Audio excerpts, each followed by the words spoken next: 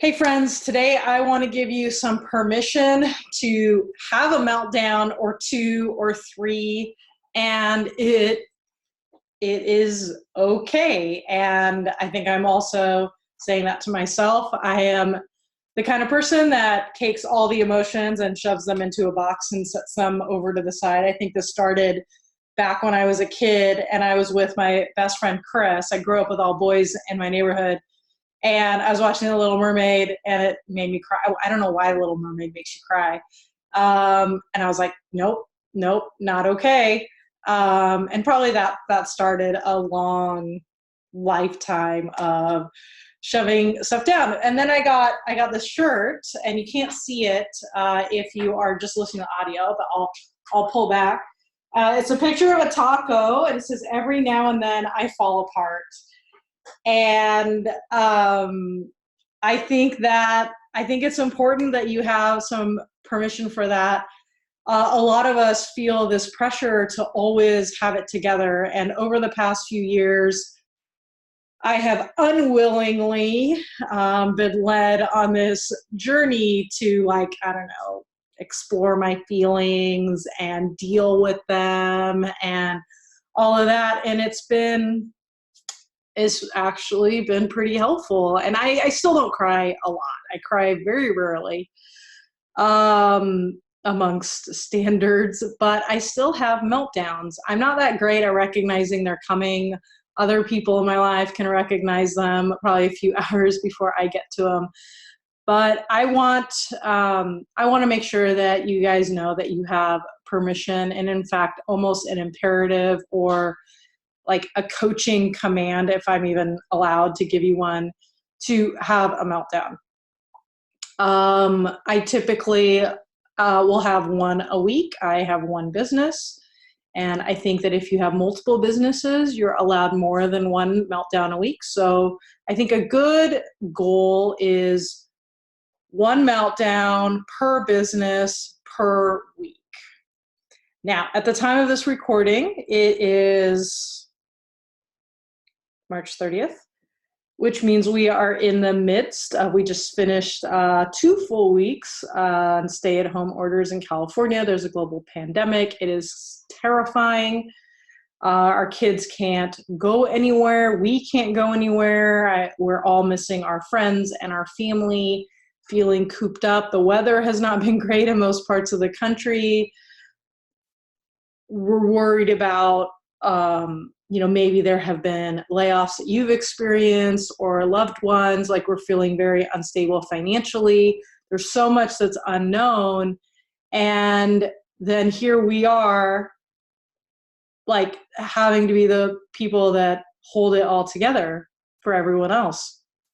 And so I just want to let you know, I think it's okay to have a meltdown. And if you haven't had a meltdown yet, you probably need to, like, try to have one or something, because it's like, I live in Southern California, and we know that big earthquakes are something that can happen.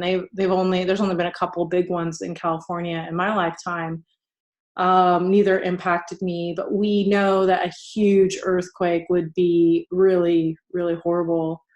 And so every time there's a small earthquake, on the scale 3.0 or 4.0, something that doesn't do a whole lot of damage, we're like super grateful, because every small earthquake means it's prolonging a huge catastrophe type earthquake in Southern California. And I think that's sort of the way meltdowns work. That if we have little meltdowns, maybe it'll hold off a big one.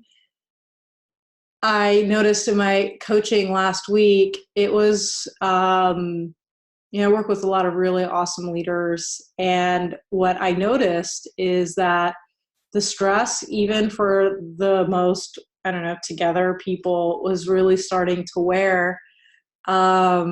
And, I saw some meltdowns, and I was like, I'm good. I got this. And by Friday night, so emotionally exhausted that I was like, not proud of this moment. I didn't give into it though, but like, man, I could really use a few drinks and a lot of candy. But the thing is I know that that's not healthy. So I didn't, and I gave up dessert for Lent. So I can't even have that. And I was just so sad and my own little non-tear induced meltdown. And I think it's okay. So I know there's a lot of content out there around all these different messages. I still think we can be productive, right?